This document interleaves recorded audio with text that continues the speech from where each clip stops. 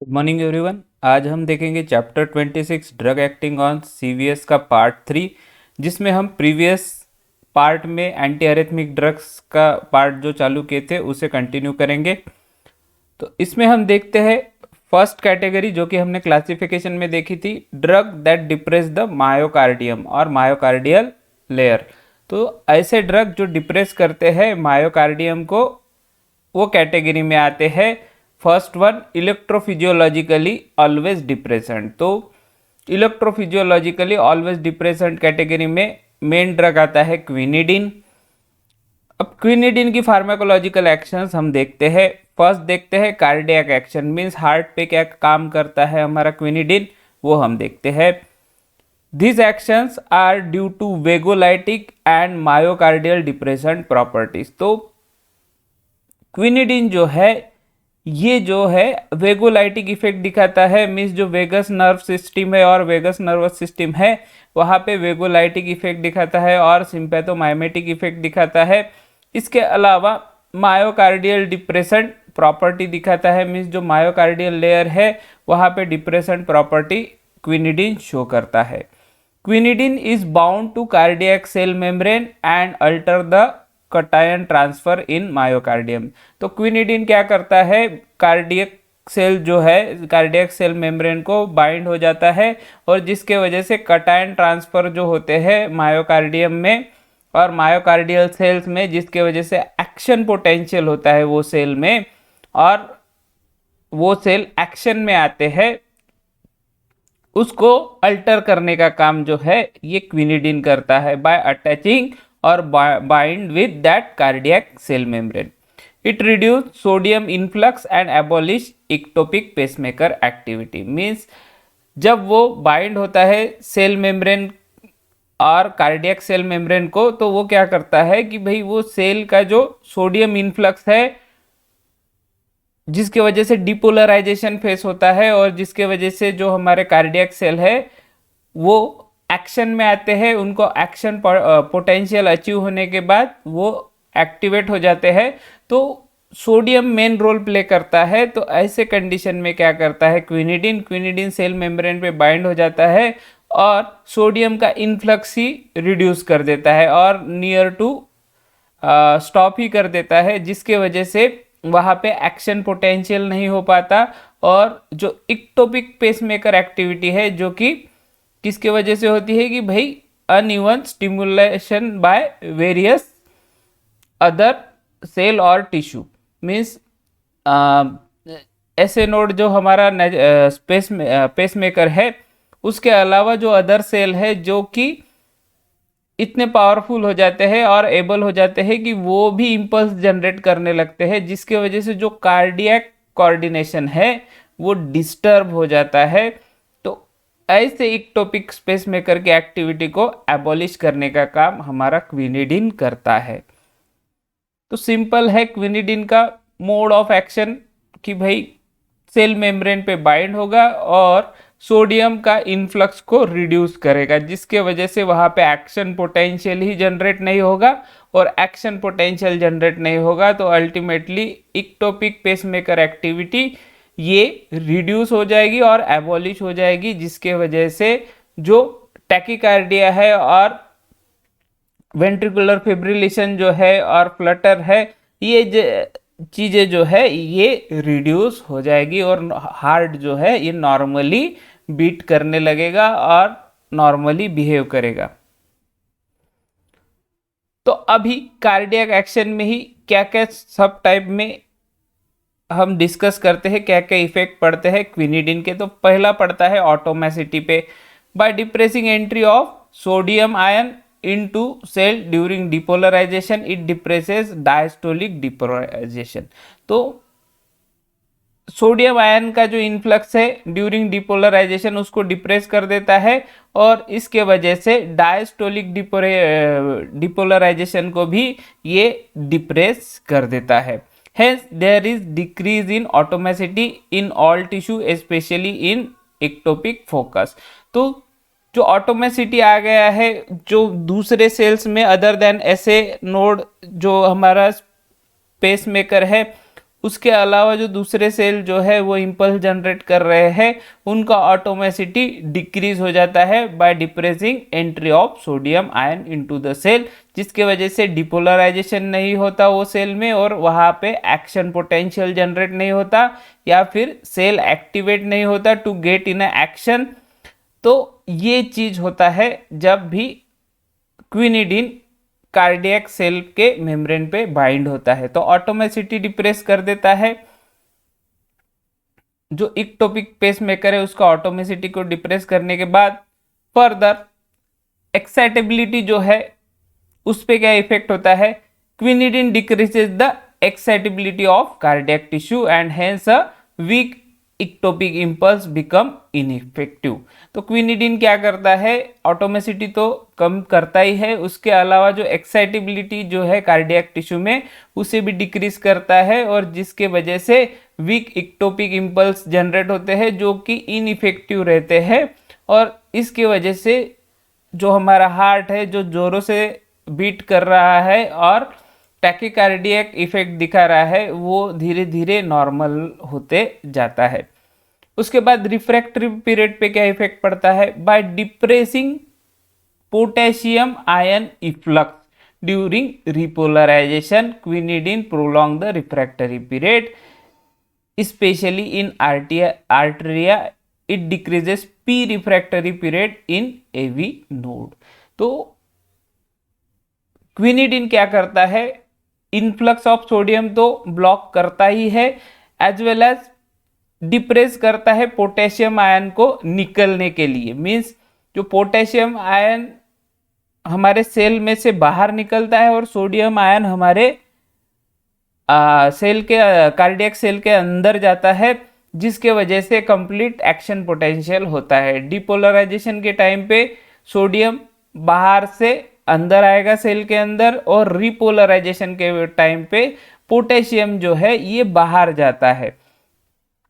तो क्विनिडीन क्या करता है कि भाई पोटेशियम का भी इफ्लक्स को डिप्रेस करता है जी ड्यूरिंग रिपोलराइजेशन, रिपोलराइजेशन के टाइम पे उसे भी कम कर देता है, जिसके वजह से जो हार्ट हमारा जोरों से धड़क रहा है और टैकीकार्डिया हो रहा है उसके में रिफ्रैक्टरी पीरियड बढ़ जाता है। ठीक है, quinidine prolongs the refractory period specially in arteria, जो एट्रियम होता है वहां पे रिफ्रैक्टरी पीरियड को प्रोलॉन्ग करता है quinidine. It decreases P refractory period in AV node. तो पी रिफ्रैक्टरी पीरियड मीन्स अगर आप ईसीजी देखेंगे इलेक्ट्रोकार्डियोग्राम, तो जो पी रिफ्रैक्टरी पीरियड जो आता है PQRST, तो उसमें जो पी रिफ्रैक्टरी पीरियड जो है एवी नोड का वो डिक्रीज होता है। उसके बाद conduction velocity same, quinidine slow down rate of rise of action potential and hence it decrease conduction velocity in all cardiac tissue. तो सिंपल इसका एक ही चीज है कि भाई सोडियम का सेल के अंदर आना और पोटेशियम का बाहर जाना, ये दोनों एक्शन को डिप्रेस करने का काम क्विनिडीन करता है, जिसके वजह से सभी जो चीज़ें हैं, एक्साइटेबिलिटी हो गया, ऑटोमेसिटी हो गया, रिफ्रैक्टरी पीरियड हो गया, कंडक्शन वेलोसिटी हो गया, मीन्स इम्पल्स का कंडक्शन जो है बिटवीन कार्डियक सेल वो भी स्लो डाउन हो जाता है due to slow down rate of rise of action potential. तो जब टैकीकार्डिया होता है और वेंट्रिकुलर फ्लटर होता है और वेंट्रिकुलर फाइब्रिलेशन होता है, उसमें क्या होता है, बहुत फास्टली हार्ट बीट बढ़ने लगता है और इरेगुलरली बढ़ता है और सिस्टेमिकली बढ़ता है। बट जब भी हम क्विनिडीन का ट्रीटमेंट देते हैं वो पेशेंट को जिसे टैकीकार्डिया है, उसमें क्या होता है कि ये सेल मेम्ब्रेन पे बाइंड होता है और उसके वजह से जो है धीरे धीरे हार्ट कंट्रोल में आता है due to depressing sodium ion influx and potassium ion efflux. Means sodium ion का अंदर आना सेल के और पोटेशियम आयन का बाहर जाना, ये दोनों को डिप्रेस करने का काम जो है क्विनिडीन करता है, जिसके वजह से जो जोरों से धड़कने वाला हार्ट है वो धीरे धीरे नॉर्मल स्टेज पे आता है due to slow down of rise of action potential. ठीक है, hence decrease conduction velocity in all cardiac tissue. तो इसके वजह से जो कंडक्शन वेलोसिटी भी जो है, जो कंडक्शन इम्पल्स जो है वो भी कार्डियक टिश्यू में डिक्रीज होने लगता है। उसके बाद एवी कंडक्शन पे क्या इफेक्ट पड़ता है और एट्रियोवेंट्रिकुलर कंडक्शन पे क्या इफेक्ट पड़ता है? It depresses conduction within atria and His Purkinje system while conduction in AV node is enhanced. तो इसमें क्या होता है एवी कंडक्शन में कि भाई जो एट्रिया का जो है, एट्रिया का जो कंडक्शन है वहां पे डिप्रेशन आता है ड्यू टू क्विनिडिन। इसके अलावा पुरकुंजे सिस्टम है वहां पे भी डिप्रेशन आता है, बट जो एवी नोड जो है वहां का कंडक्शन बढ़ जाता है। जो एवी नोड बिटवीन एट्रियम और वेंट्रिकल्स में जो एवी नोड होता है वहां का कंडक्शन बढ़ जाता है, जिसके वजह से आपका हार्ट जो है ये नॉर्मली बिहेव करने लगता है। उसके बाद आता है कॉन्ट्रैक्टिलिटी। कॉन्ट्रैक्टिलिटी पे क्या इफेक्ट पड़ता है? तो कॉन्ट्रैक्टिलिटी पे ये इफेक्ट पड़ता है कि quinidine exert negative inotropic effect on heart. तो इससे पहले हमने कौन से देखे थे? कार्डियोटॉनिक। तो वो क्या करते हैं? पॉजिटिव इनोट्रोपिक इफेक्ट दिखाते हैं, मीन्स फोर्स ऑफ कॉन्ट्रैक्शन को बढ़ाते हैं। But in case of quinidine, quinidine में निगेटिव इनोट्रोपिक इफेक्ट मिलता है, मीन्स ये फोर्स ऑफ कॉन्ट्रैक्शन को भी डिक्रीज करता है। Probably by depressing entry of calcium ions into cardiac muscle cell. तो जो हमारे मसल्स है, मसल्स में जो कॉन्ट्रैक्शन है वो मोस्टली डिपेंड करता है कैल्शियम आयंस की वजह से। तो क्विनिडिन क्या करता है? क्विनिडिन तीसरा आयन जो है वो कैल्शियम, ये कैल्शियम का भी एंट्री डिप्रेस करता है, जिसके वजह से कार्डियक मसल सेल्स जो है ये कॉन्ट्रैक्ट नहीं हो पाते फोर्सफुली, और जिसके वजह से रिफ्रैक्टरी पीरियड जो है ड्यूरिंग कॉन्ट्रैक्शन वो शॉर्ट डाउन हो जाता है और हार्ट जो है ये नॉर्मल कंडीशन में आ जाता है। तो जैसा कि हमने लास्ट टाइम कार्डियोटॉनिक्स में भी देखा था कि भाई कार्डियोटॉनिक्स में वेंट्रिकुलर कॉन्ट्रैक्शन हो जाता है और उसमें जो है कैल्शियम आयंस जो है, कैल्शियम आयंस का कॉन्सेंट्रेशन बढ़ने के वजह से जो स्ट्रोक वॉल्यूम है और फोर्स ऑफ कॉन्ट्रैक्शन जो है वो बहुत ज़्यादा होता है। तो सीधा क्विनिडिन को अगर हम सिंपली अगर डिस्क्राइब करेंगे तो क्विनिडिन जो है तीनों आयंस पे इफेक्ट करता है, सोडियम के इन्फ्लक्स पे और कैल्शियम के इन्फ्लक्स पे और पोटेशियम के इफ्लक्स पे। मीन्स सोडियम और कैल्शियम का एंट्री सेल के अंदर को जो होता है उसे डिप्रेस करता है, और सेल के अंदर से जो पोटेशियम बाहर निकलता है उसका एंट्री को भी डिप्रेस करता है। तो तीनों आयन पे ये जो है क्विनिडिन काम करता है। उसके बाद ब्लड प्रेशर पे देखते हैं। इन नॉर्मल सब्जेक्ट ओरल और intravenous administration of quinidine produces fall in blood pressure. जो नॉर्मल सब्जेक्ट है जिसे कोई प्रॉब्लम नहीं है, अगर उसे क्विनिडिन हम देते हैं तो वो fall in blood pressure create करता है, वो नॉर्मल पर्सन में और नॉर्मल सब्जेक्ट में। The fall in blood pressure is due to diminished peripheral sympathetic activity and direct relaxant action of quinidine on arteriolar smooth muscles। तो ये क्यों होता है? It is due to diminished peripheral sympathetic activity। Peripheral sympathetic activity diminish करता है quinidine, और इसके अलावा डायरेक्ट रिलैक्सेंट एक्शन प्रोड्यूस करता है ऑन आर्टेरियोलर स्मूथ मसल्स। सॉरी मेरा टंग ट्विस्ट हो गया फिर से। आर्टेरियोलर स्मूथ मसल्स जो है उसे रिलैक्स करता है, जिसके वजह से आर्टरीज का प्रेशर जनरेट नहीं होता पेरिफेरली, और इसके वजह से fall in blood pressure generate होता है। Thus, if cardiac output is normal, quinidine does not produce any significant change, and if cardiac output is low, quinidine may bring it to normal। तो if cardiac output normal है तो quinidine does not produce any significant change, means इतना भी कोई change नहीं करता। अगर cardiac output normal है तो क्विनिडिन उस पर ज़्यादा कोई इतना सिग्निफिकेंट इफेक्ट नहीं दिखाता। बट अगर कार्डियक आउटपुट कम है तो क्विनिडिन क्या करता है कि उसको नॉर्मल लाने का कोशिश करता है। तो नॉर्मल पर्सन में अगर कार्डियक आउटपुट नॉर्मल है तो क्विनिडिन उसको ज़्यादा अफेक्ट नहीं करेगा। बट कार्डियक आउटपुट अगर कोई पेशेंट में कम है तो उसको बढ़ाने का काम क्विनिडिन करेगा, जिसके वजह से वो नॉर्मल लेवल पे आ जाए। अदर एक्शन में आता है quinidine has depressant action on skeletal muscles and also show weak anti malarial, antipyretic and oxytocic activities. तो क्विनिडिन जो है ये डिप्रेसेंट एक्शन दिखाता है स्केलेटल मसल्स पे, जो स्केलेटन को अटैच रहती है मसल्स, उसे हम स्केलेटल मसल्स बोलते हैं, तो उस पे वो डिप्रेसेंट इफेक्ट दिखाता है। और it also shows weak anti malarial activity, weak anti malarial activity show करता है क्विनिडिन, मीन्स मलेरिया के अगेंस्ट हम इसको यूज कर सकते हैं। इसके अलावा एंटीपायरेटिक इफेक्ट दिखाता है, मीन्स हम फीवर में इसको यूज कर सकते हैं to decrease elevated temperature of our body.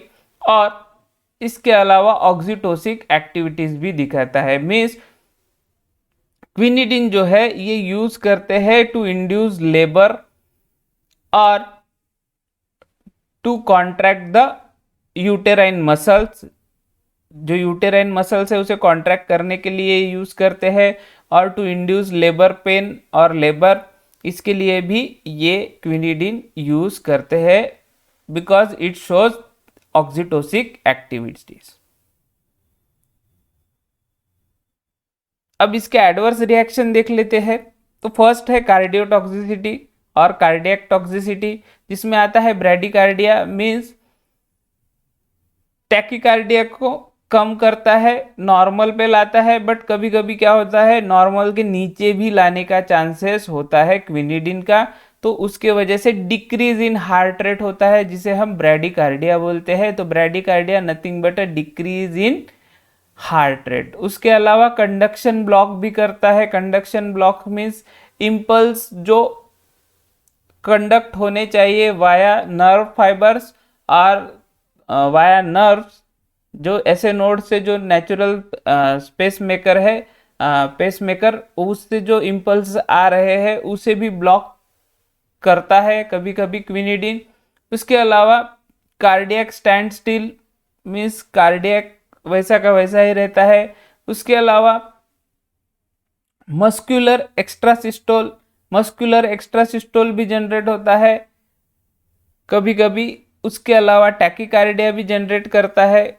इसके अलावा वेंट्रिकुलर फाइब्रिलेशन भी अगर क्विनिडिन ज़्यादा लेते हैं तो होता है, ठीक है। तो this are the common outcome of cardiac toxicity when used in combination with digitalis may cause cardiac arrest और ventricular fibrillation।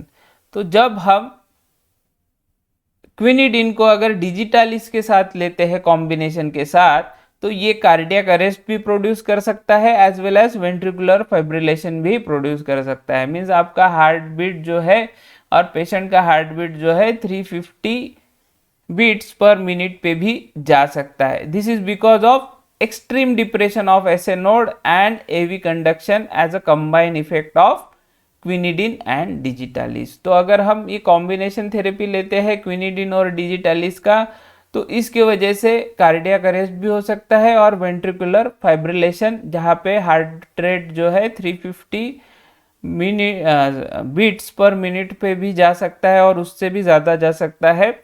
तो ये due to common effect of quinidine and digitalis. तो क्विनिडिन क्या करेगा, ऐसे नोड का डिप्रेशन करेगा और इसके अलावा एवी कंडक्शन जो है ये भी आपका बढ़ाएगा। तो जिसके वजह से क्या होगा कि भाई दोनों इफेक्ट के वजह से वेंट्रिकुलर फिब्रिलेशन जो है ये होने के चांसेस बढ़ जाएंगे।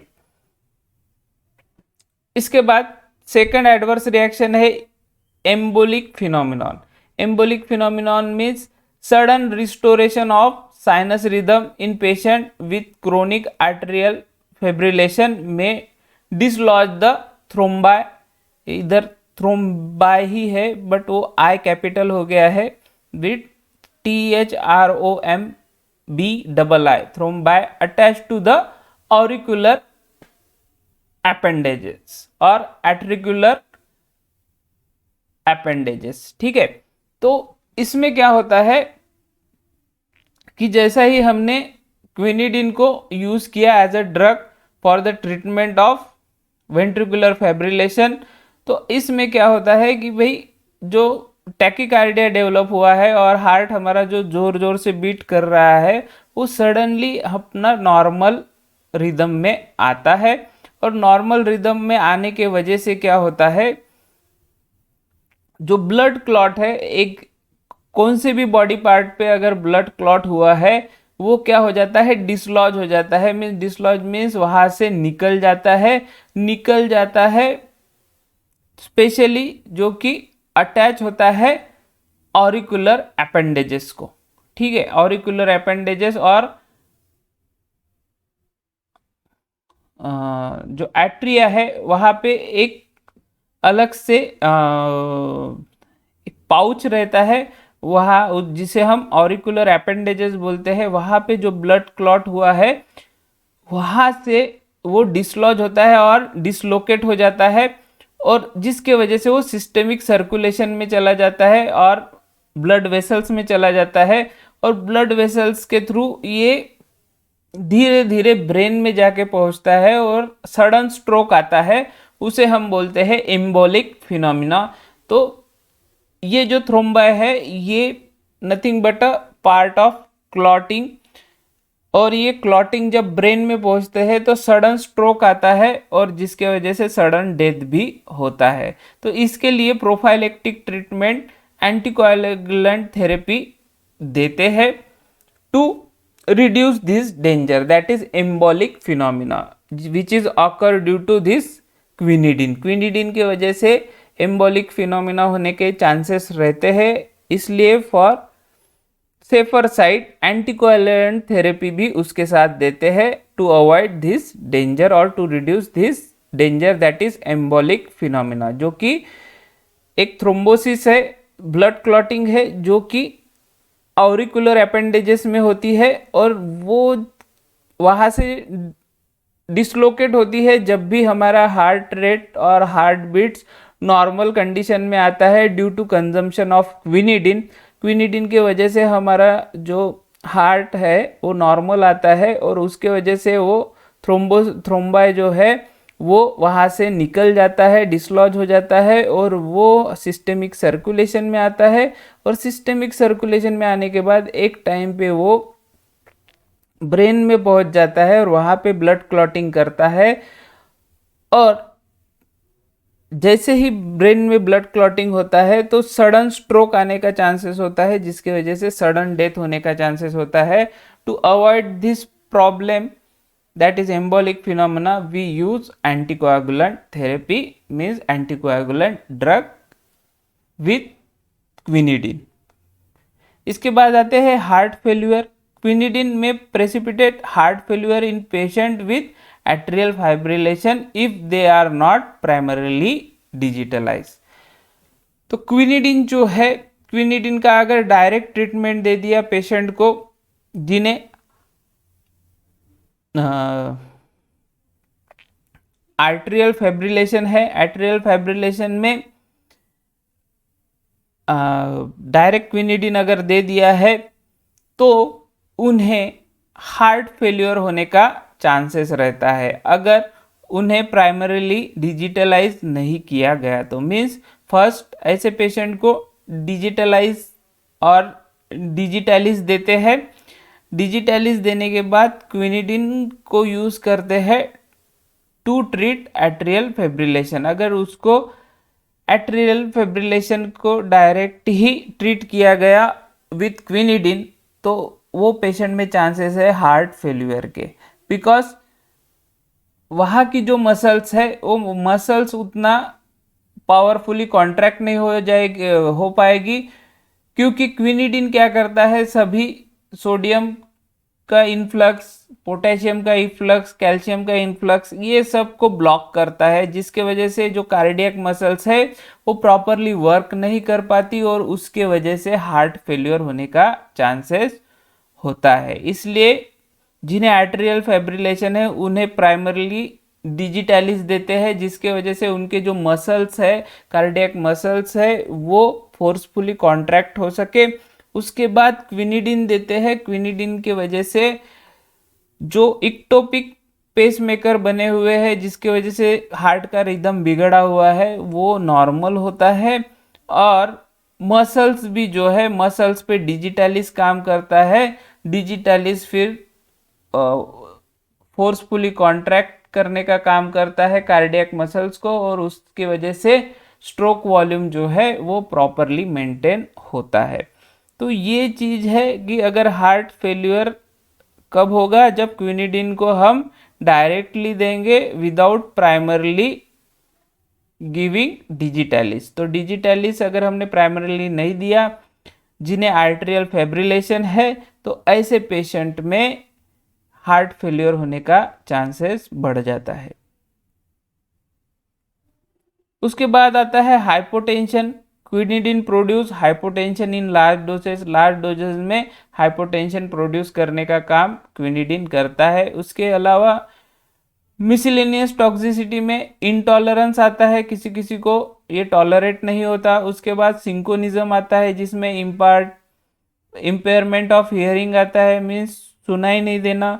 उसके अलावा ringing in hair means ear, ringing in ear means कान में घंटी बजाए जैसे आवाज आना। आफ्टर दैट वर्टिगो, चकरा जैसे लगना। ब्लरिंग ऑफ विजन मीन्स आंखें की जो रोशनी है वो ब्लर हो जाना। ये सब जो सिम्टम है सिंकोनिज्म के हैं। तो ये भी चीज आपको क्विनिडिन टॉक्सिसिटी में दिखते हैं। उसके अलावा nausea, vomiting, diarrhoea, convulsion and respiratory failure are also non toxicity of quinidine therapy. तो ये भी चीजें होती है जो पेशेंट क्विनिडिन थेरेपी को लेता है। तो इसका डोज आता है in the form of salt, that is quinidine sulphate. Preparation and dosages में क्विनिडिन सल्फेट इंडियन फार्माकोपिया का फॉर्मुलेशन और ड्रग आता है, जिसमें 200 से 4 mg डोज रहता है एवरी 6 आवर्स में। ये लेना पड़ता है, मीन्स दिन में 4 बार इसे लेना पड़ता है। तो क्विनिडिन सल्फेट आईपी करके 200 से 400 mg का डोज ये एवरी 6 आवर्स में देते हैं, depend upon patient severity.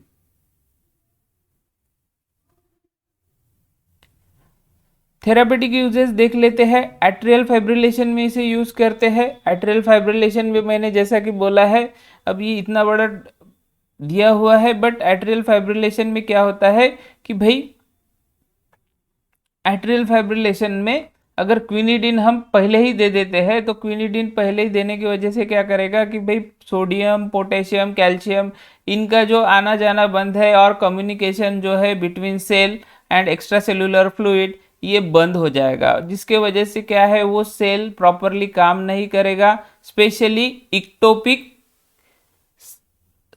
Pacemaker, जो इक्टोपिक पेसमेकर जो जनरेट हुआ है, जिसके वजह से स्टिमुलाई जनरेट हो रहे हैं other than natural pacemaker, that is SA node. SA node के अलावा जो अदर सेल है, कार्डियक सेल, जो इम्पल्स जनरेट कर रहे हैं और रेगुलर बट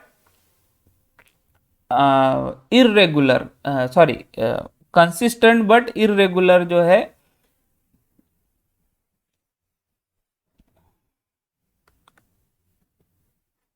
ये जो है ये इम्पल्स जनरेट कर रहे हैं, जिसके वजह से क्या है कि भाई आपका हार्ट जो है वो प्रॉपरली बीट नहीं कर रहा है, अरेथमिया डेवलप हो रहा है। तो ऐसे पेशेंट में अगर क्विनिडिन हम देते हैं तो उसमें हार्ट फेल होने का चांसेस है। हार्ट फेल होने का चांसेस है बिकॉज क्विनिडिन सडनली डिप्रेस कर देता है हार्ट बीट्स को, और उसके वजह से एक्शन पोटेंशियल भी डिप्रेस हो जाता है। इसके वजह से हार्ट जो है, हार्ट के कार्डियक सेल्स जो है वो पूरे डिप्रेस हो जाते हैं। और हार्ट नॉर्मल बिहेव करने का कोशिश करता है। बट डिजिटैलिस इसलिए देना ज़रूरी है कि डिजिटैलिस क्या करता है कि जो कार्डियक मसल्स है उसमें थोड़ा सा कॉन्ट्रैक्शन का जो पावर है वो बढ़ाने का काम करता है। तो इसलिए डिजिटैलिस जो है ये फर्स्ट हमें पेशेंट को देना पड़ता है जिसमें आर्टेरियल फाइब्रिलेशन है, जिसके वजह से डिजिटैलिस क्या करता है कि जो कार्डियक मसल्स है उसमें फोर्स ऑफ कॉन्ट्रैक्शन का पावर बढ़ा देता है, जिसके वजह से अगर हम बाद में क्विनिडिन देते हैं तो क्विनिडिन क्या करेगा कि भाई cardiac cell specially myocardial cells को डिप्रेस तो करेगा, बट डिजिटैलिस के वजह से फोर्स ऑफ कॉन्ट्रैक्शन जो है मायोकार्डियम का वो बढ़ाएगा। तो इसलिए ये कॉम्बिनेशन थेरेपी में हम दे सकते हैं।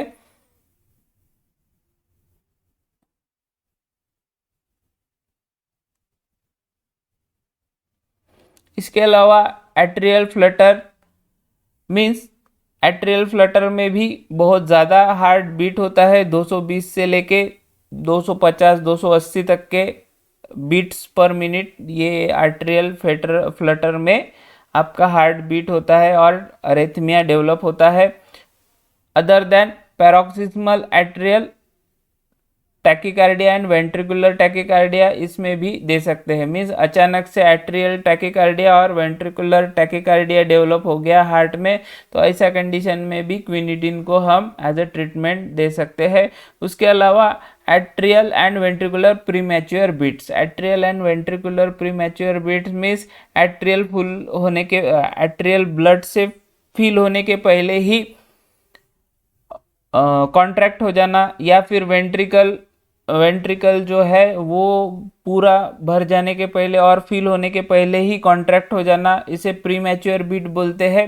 Means before filling atria and ventricle both become contract, means either atria contract और ventricle contract before their complete filling by blood sorry.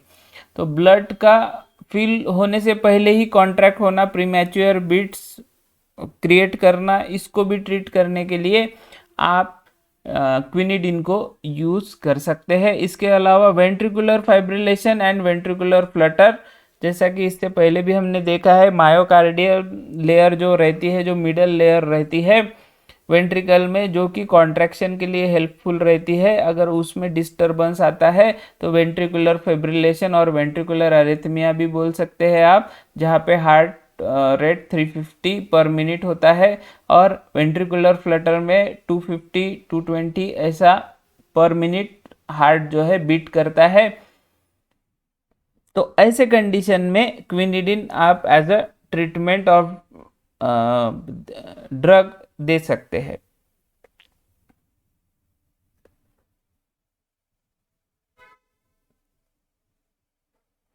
उसके बाद drug that depress the myocardium में दूसरा आता है प्रोकेनामाइड।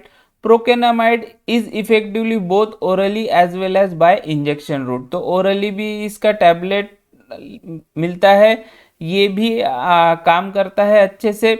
इसके अलावा बाय इंजेक्शन रूट से भी हम प्रोकेनामाइड को दे सकते हैं। It is free from toxic effects on central nervous system. It is free from toxic effect on central nervous system. तो सेंट्रल नर्वस सिस्टम पे इसका कोई इफेक्ट पड़ता नहीं है। Its local anaesthetic property are similar to procaine. Procaine जैसा ही ये काम करता है जो कि लोकल एनेस्थेटिक है, तो इसका इफेक्ट भी लोकल एनेस्थेटिक जैसा ही है। तो प्रोकेनामाइड एक तो एडवांटेज ये है कि ओरली ले सकते हैं और इंजेक्शन रूट से भी ले सकते हैं intravenously.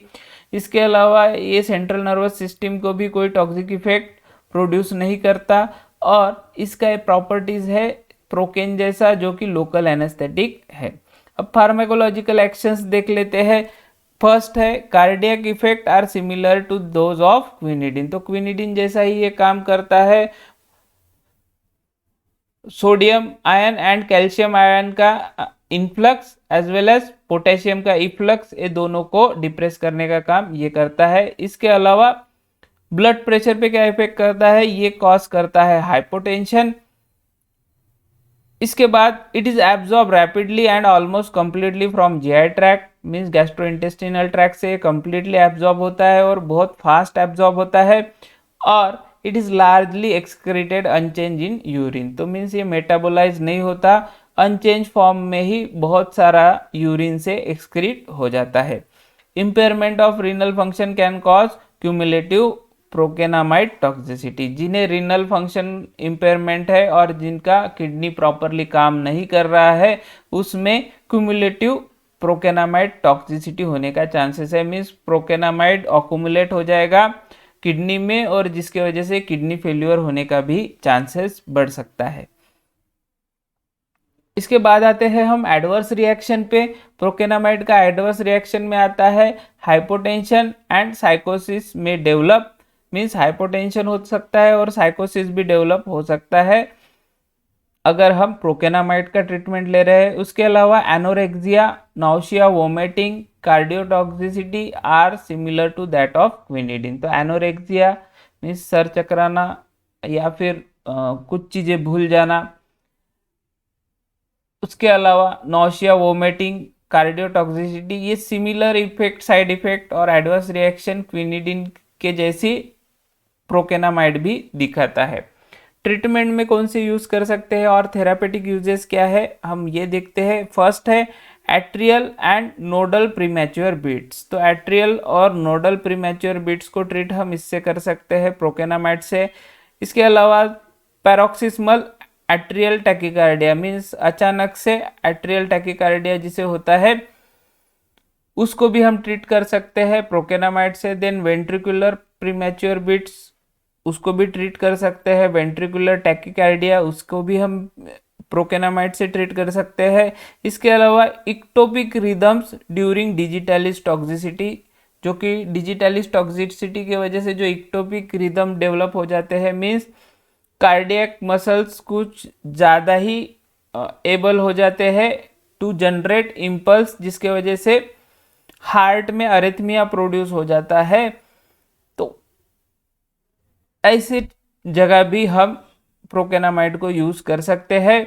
Useful in patient in whom quinidine produce cinchonism, जिसमें सिंकोनिज्म प्रोड्यूस होता है, means ringing sound in ear हो गया, ब्लर विजन हो गया, ऐसे पेशेंट में भी हम प्रोकेनामाइड यूज कर सकते हैं। अगर क्विनिडिन सिंकोनिज्म प्रोड्यूस कर रहा है तो अल्टरनेटिव ट्रीटमेंट करके हम प्रोकेनामाइड को भी यूज कर सकते हैं। उसके बाद सेकंड कैटेगरी आती है drug acting through autonomic nervous system. ऐसे ड्रग जो कि ऑटोनॉमिक नर्वस सिस्टम से एक्ट करते हैं, तो उसमें आते हैं सिंपैथोलाइटिक ड्रग्स और एंटी एड्रेनर्जिक ड्रग्स। तो इसमें आता है प्रोप्रेनोलॉल। प्रोप्रेनोलॉल में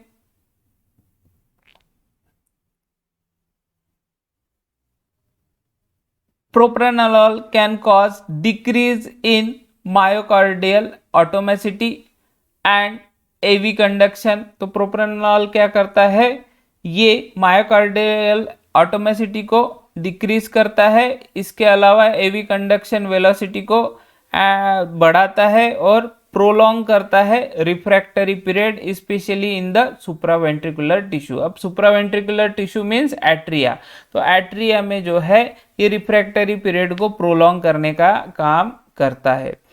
it also has quinidine like membrane stabilizing action in large dose. तो प्रोप्रेनोलॉल को अगर हम लार्ज डोज में लेते हैं तो ये क्विनिडिन जैसा बिहेव करता है, like membrane stabilizing action, means membrane को स्टेबलाइज करता है, मीन्स डिप्रेस करेगा पोटेशियम का इफ्लक्स, सोडियम एंड कैल्शियम का इनफ्लक्स, जिसकी वजह से मेम्ब्रेन स्टेबलाइजिंग प्रॉपर्टी आएगी और वो सेल रिएक्ट ही नहीं होगा टू स्टिमुलाई, और जिसके वजह से इप्टोपिक पेसमेकर जैसा वो बिहेव भी नहीं करेगा और इसके वजह से अरेथमिया कंट्रोल में आएगा।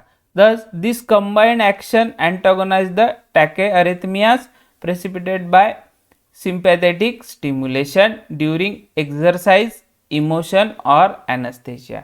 तो प्रोप्रेनोलॉल को हम यूज कर सकते हैं ऐसे टैकीअरिथमियाज में जो कि कब होते हैं, जब सिंपैथेटिक स्टिमुलेशन बढ़ता है ड्यूरिंग एक्सरसाइज, इमोशन और एनेस्थेसिया. ऐसे टाइम पे जब टैकीअरिथमिया होता है और टैकीकार्डिया होता है, ऐसे टाइम पे हम प्रोप्रेनोलॉल को as a drug of choice दे सकते हैं. The drug is given slowly intravenously. orally it is given in the dose of 10 to 30 mg every 6 to 8 hours. तो ये जो ड्रग है इंट्रावेनसली देते हैं और 10 to 30 mg जो है ये ड्रग एवरी 6 to 8 आवर्स में देते हैं. तो ये हो गया हमारा अरिथमिया का पार्ट 2 और drug acting on cardiovascular system का पार्ट 3. यहाँ पे हमारा अरिथमिया और एंटी अरिथमिक ड्रग खत्म हो गया है. If you like the video then share and subscribe my channel. Thanks for watching. God bless you.